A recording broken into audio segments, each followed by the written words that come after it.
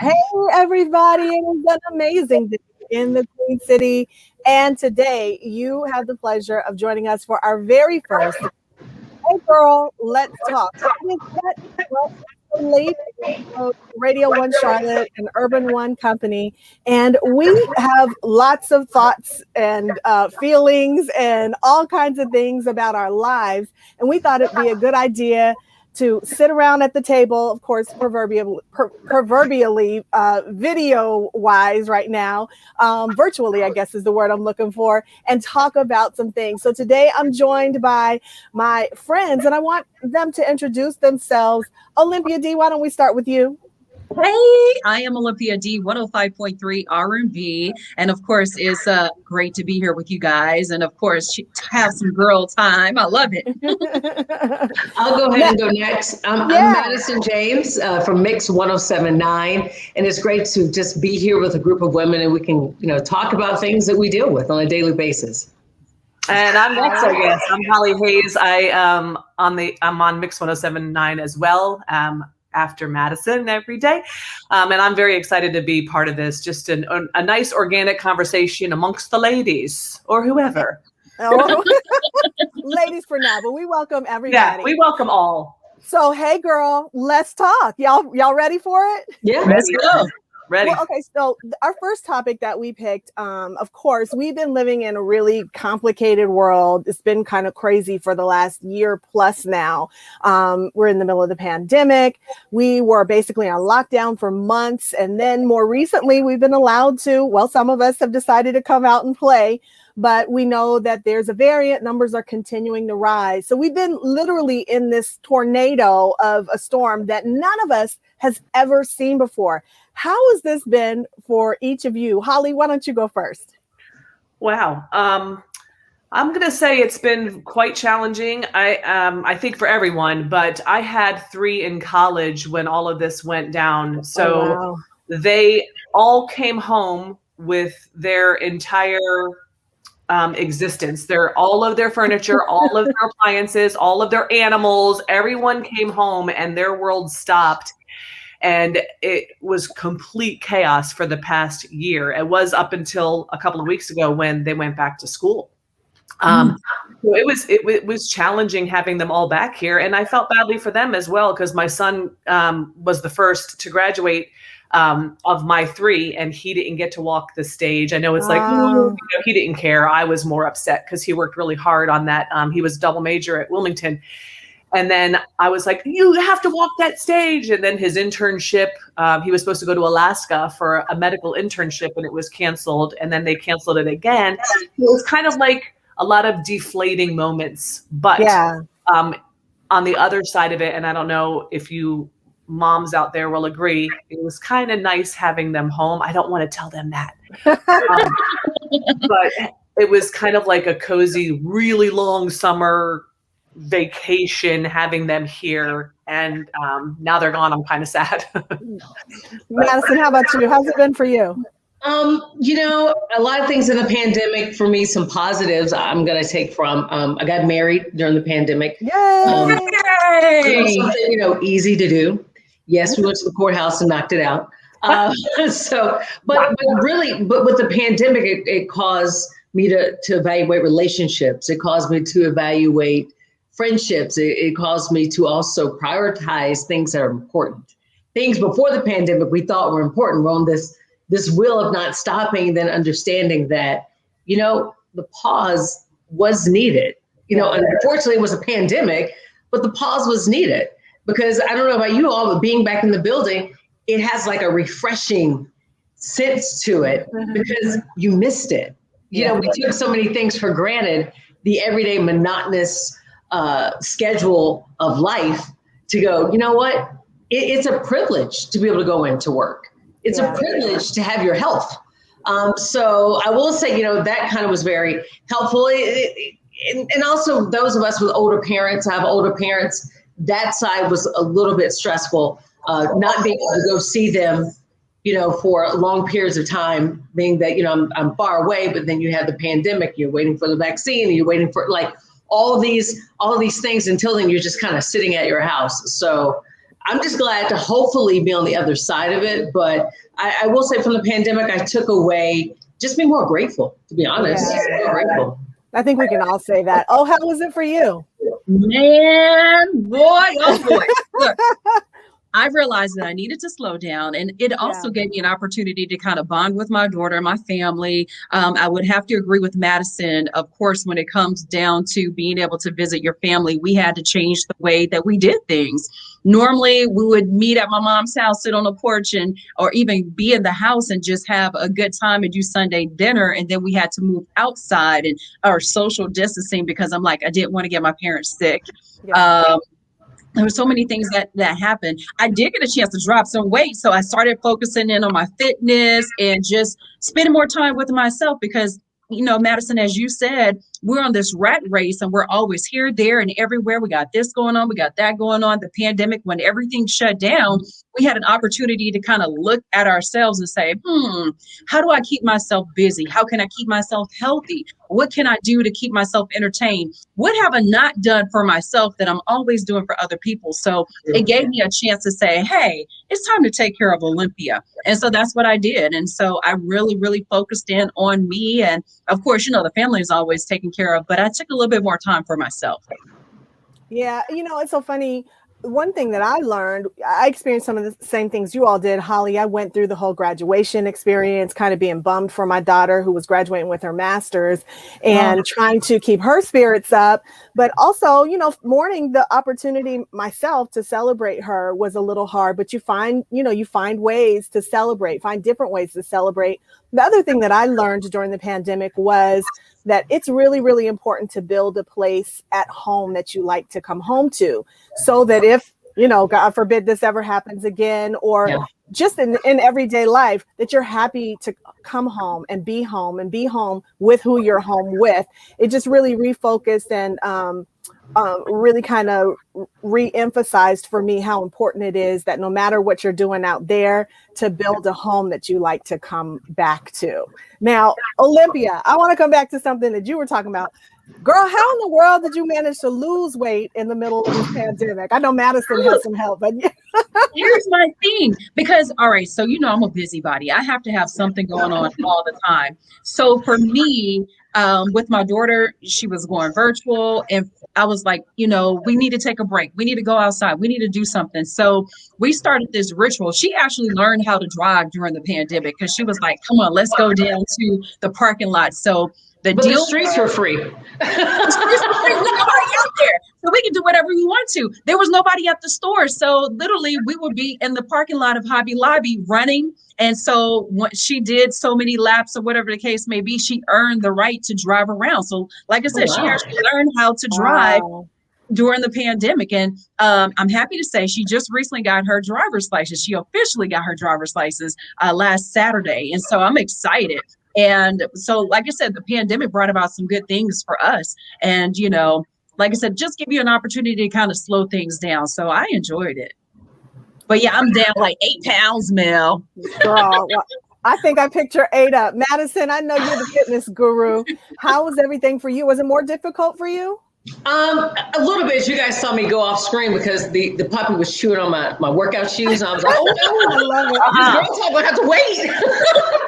Priorities. Before the pandemic started, I was actually, because I'm a bodybuilder and I compete, I was actually prepping and competing for an upcoming show. And when everything shut down, it was like, okay, can't get to the gym. So my husband and I, we have all of this. Don't ask why. That's a whole nother story. But equipment like tires and ropes and sandbags and lots, just stuff for basically like a boot camp. And we would go out to the park. We would have that out there. And then as the pandemic seemed like it wasn't going away, I don't know if you guys remember this, the chicken shortage.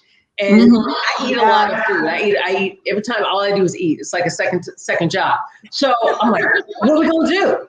I got to prep. Can't get chicken. I'm going to the grocery store fighting people over chicken, fighting people over rice.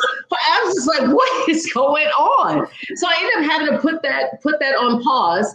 A couple of teammates of mine, they still did. I was like, more power to y'all, because guess what? The stage ain't going nowhere. Like, back to your point, Melanie, about what's going on at home.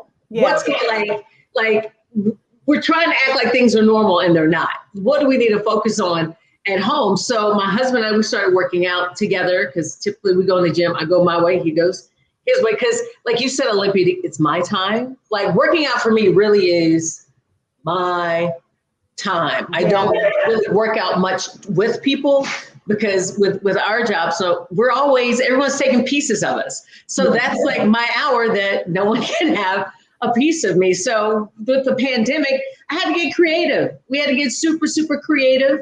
You know, I started cooking. I already cooked a lot. I started cooking even more because the restaurants were down. The restaurants were closed. So my husband started making comments like, you know what? We don't even need to go to that pizza place anymore. You make a really good. then it would be like a couple weeks later, you know, we really don't even need to go out to eat. I said, pause. I'm grateful that you enjoyed all this, but you created a monster there. I did. Yeah. I did. But like to Melanie's point though, it's that stuff we had kind of got away from because you're so busy doing your own thing. And I know how I grew up. We were busy, had schedules, but mom always cooked. Mom and dad were working. It wasn't like you just go through the drive-through, grab something. You know, it's a running joke my mom used to always say, because we want McDonald's, right? Because that's what you want when you're a kid. McDonald's was like a treat back in, we're not going to say how many years ago. But my mom used to always say, we're going to 579. And I was like, that's our home. That's right. That's the restaurant we're going to is 579. And I'm going to make this burger and do all those things. But I think for this generation, I don't know, Olympia, if your daughter may have been able to relate, you're able to share things before the internet, before social media. Like kids were doing things that we grew up doing, going outside. Like that became a thing. You know what I mean? Like it was a thing. You saw, I don't know about you guys in the stores, bikes. You couldn't get a bike. They were gone. All the outdoor activities that we grew up with, you know, the kids, I felt like they got to see it again. And I really hope that they still stay active. I really do. Yeah, I see your point.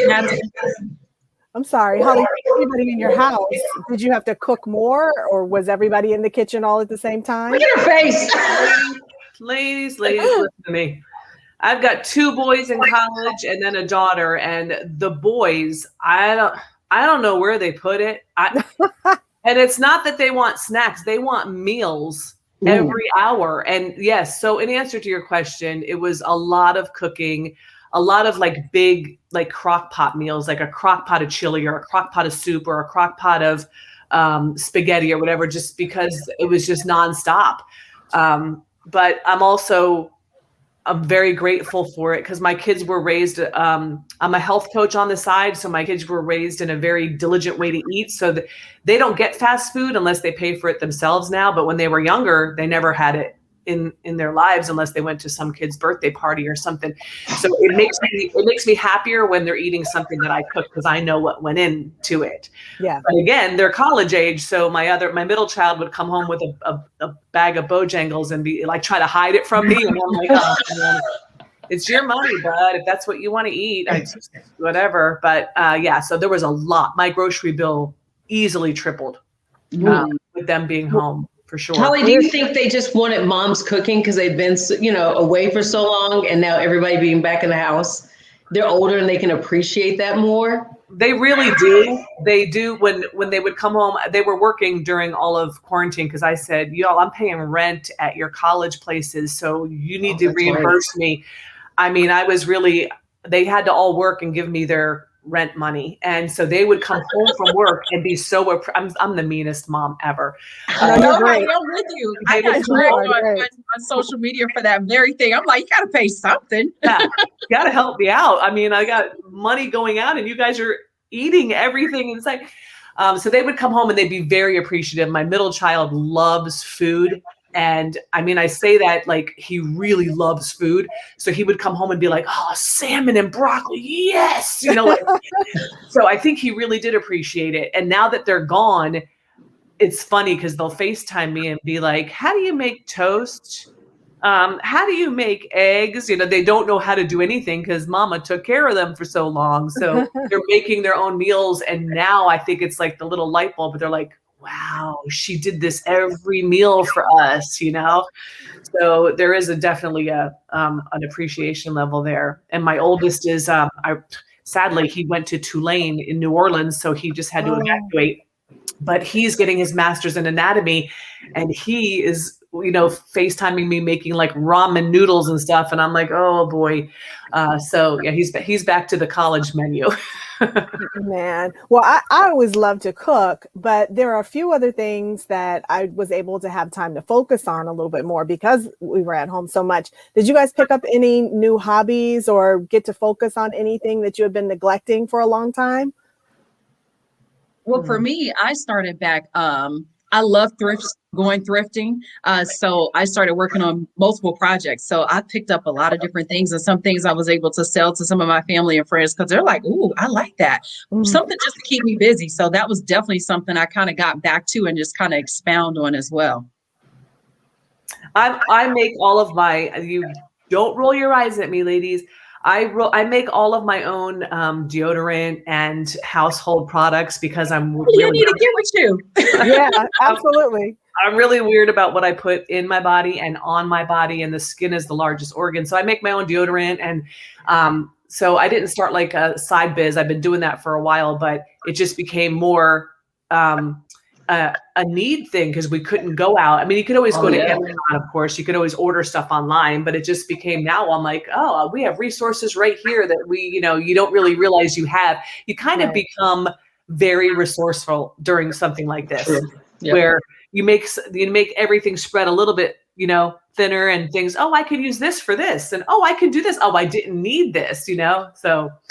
Well, I saw a meme where a lot of people started using natural deodorant during the pandemic because they could. They afforded some grace time for their body chemistry to adjust because they were at home and not around people. Yeah, they were able to try it out. Yeah, because I'm like, oh no, I can't possibly go out without regular deodorant. So I'm with you on the natural products. Unfortunately, I just ordered all of mine from Amazon and ordered groceries from Amazon and tools from Amazon and gardening stuff from Amazon. I had boxes coming in literally every day. My husband was like, what is it? That's my dog. Go ahead. It's the Amazon guy again. Spend more money at home. So, Mel, are you gardening now? Spend more money during the pandemic? Yeah, I think so. Yeah. Are you gardening now, Mel? Am I what? Are you gardening? Well, you know what? I always do like seasonal things. I have an herb garden. I'm kind of Holly-ish in that way. I'm a coin that phrase. I'm kind of Holly-ish. I do my own herb garden every year, and so it was right around that time, so I was able to do that. But I did get out in the garden, and my mom usually comes and helps me, or she usually does it. And I actually got out there one day and started pulling weeds, and like the next thing I know, do not tell anybody, I actually started enjoying it, and before I knew it, I was like enjoying the dirt, like things that you just never in a million years think you're going to enjoy. It was beautiful. It was beautiful. And for some reason, though, that didn't translate to this summer. I need to get back out there and do it. It's been too hot, but I did kind of get into it. Yeah, I got a tower garden at the very beginning of the pandemic, maybe like February of last year. And I thought, now's the time, because at that point we didn't know too much about things. So I was afraid of getting produce that people were touching or that were on a truck. And who knew how many people were touching it, and people were grocery shopping and touching their mask and then touching the fruit. And I was like, oh, so I got a tower garden and I love it. It's one of the best things I did during this whole thing, because I just go out to my deck and I, trim my lettuce every day. It's amazing. And you can grow whatever you want. So I'm really a novice with it. So I just grow lettuce and kale, and spinach is kind of tough to grow, but I do green onions and jalapenos and arugula, and basil. So I just go out there and trim it. And it's kind of like, I'm not a green thumb at all. I kill every plant I've ever had. That's me. So for me, the tower garden is like a big success. Well, you're going to make me Google that, Holly, because I'm like, a tower garden? Oh, it's amazing. It's on my deck, and all I do is add water and nutrients once a month. And I'll send you guys a picture of it when we get off this. I'll send it. It's amazing.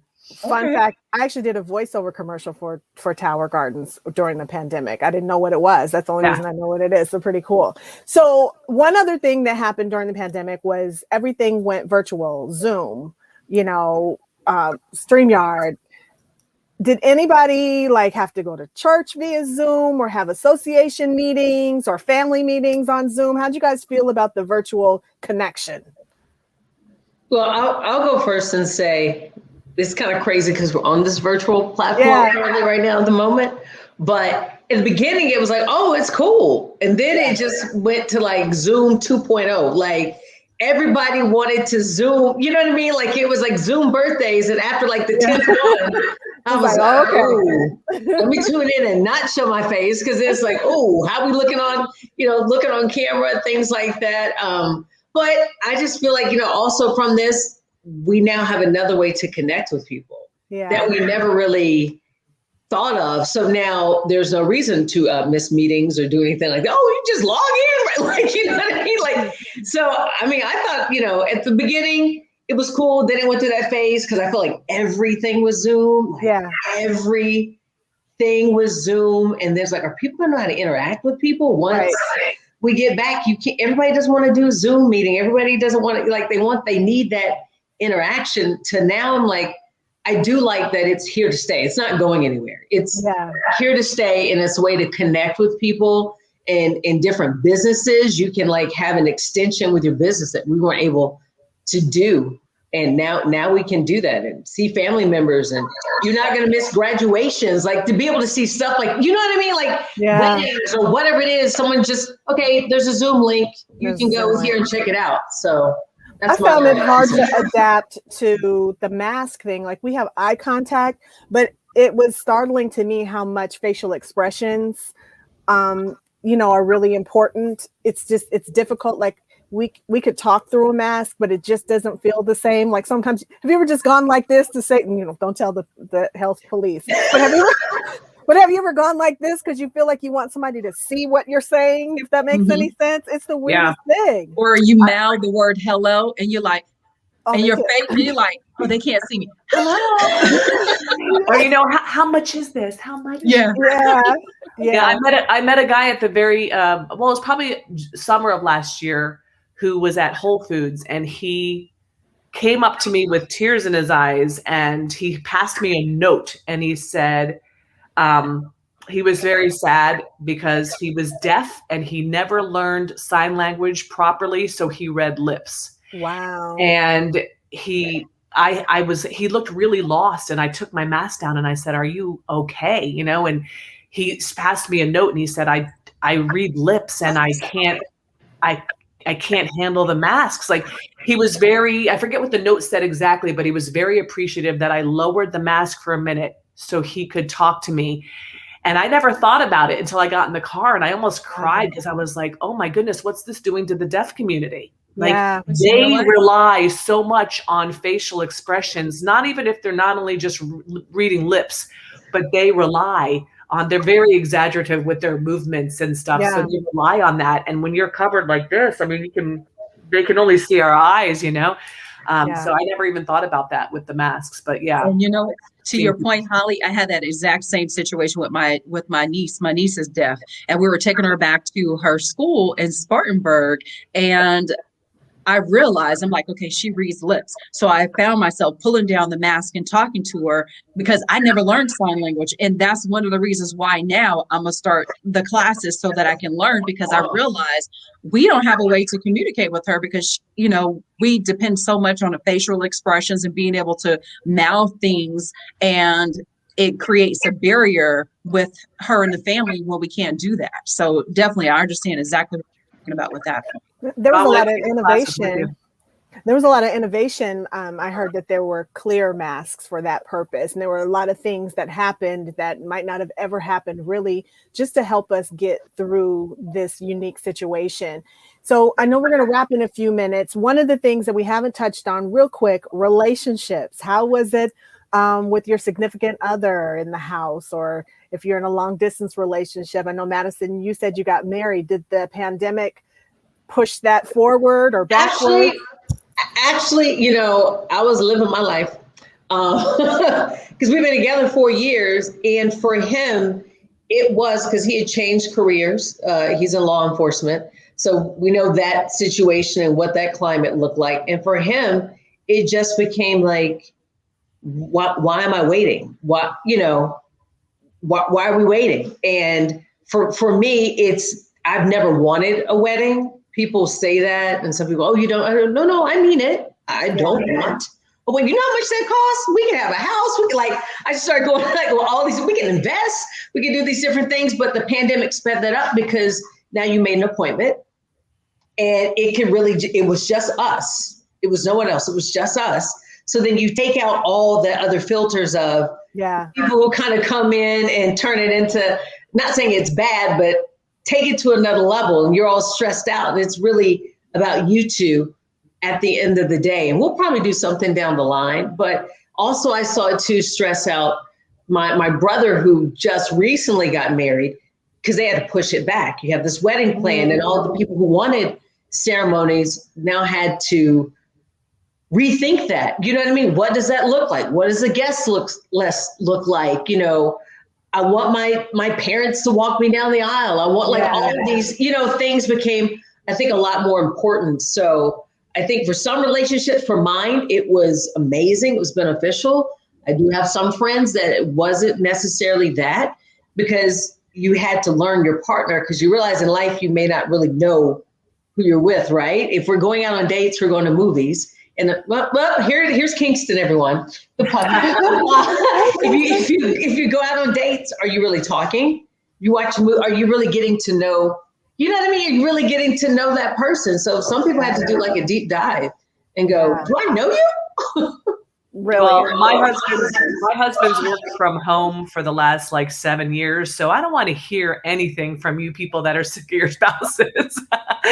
No, nothing changed on that front for us. He's worked from home for so long that it's really didn't change. His life didn't change at all. It's amazing. Wow. He's like, I'm not affected by this at all. I'm like, yeah, because you're not cooking and okay. But yeah. My husband actually worked in healthcare for the first part of the pandemic, all the way through December. He was actually working in a peds clinic and was managing the workflow there. And so I had the fear factor of him coming in and out of the doctor's office every single day. And then, of course, there was added stress with what was going on at work for him. So trying to not create stressful situations when he got home. And then after the first part of the year, he switched and started working from home in healthcare. So there was him and myself and my daughter, who began her PhD program from home last year virtually. So we were all literally at some moments we had to get better Wi-Fi. There was a lot going on in my house at one time, but again, I found it really, really important. We actually like each other. And so during the day, everybody kind of went to their respective corners. And then at night, it was kind of like meeting at the dinner table or in the kitchen or whatever to talk about what went on during the day. So it actually worked pretty well. We wanted some air sometimes, but it was actually pretty cool. I don't know. Life on lockdown hasn't been so bad. Yeah. I know Olympia had to step out because, of course, we're all on air and getting ready to get on air and all that kind of stuff. We are looking forward to more conversations. Hey, girl, let's talk. We've got lots of subjects to talk about, you guys. We're talking about aging parents. At some point, we're going to talk about marriage and relationships. We're going to talk about fitness and finance, parenting, all sorts of fun topics coming up. And there's going to be revolving seats. So all of our female personalities on all of our stations are going to participate together at some point. Sometimes two of us are going to be paired up. And so we're really looking forward to more Hey Girl, Let's Talk. And I hope you are too. Let's close, you guys, with maybe if we can go around the room, starting with you, Madison. What's your biggest takeaway from Life on Lockdown that you can carry forward to the rest of the year? Be in the moment. Be present with what's going on presently. It's hard, but I really have to stay focused of this is today, and let's deal with what's going on today. So, Holly, how about you? I would say this should be a real huge eye opener for becoming the healthiest you can be, and trusting your immune system and strengthening that immune system. You know, we learned, like we talked about earlier, eating at home and preparing food at home and fitness. And Madison and I agree on all of this. And we're going to talk about fitness in the future, I know, and health in the future. But this should have been a very big wake up call. This isn't just about masks. This is really about our health. And we do need to live in this moment and take care of the body that we have. Absolutely. Absolutely. I agree with both of those. And I would say that really to find your peace and protect it and make sure that it lives at home with you, because there's so much that we can't control, that when you come home, you want it to be a soft place to land, because you know, we might have to be back at home for some time. I don't know. Hopefully not. We'll see. Life on lockdown. We made it through, y'all. It's Hey Girl, Let's Talk, Radio 1 Charlotte and Urban One Company. Thanks for hanging out with us today.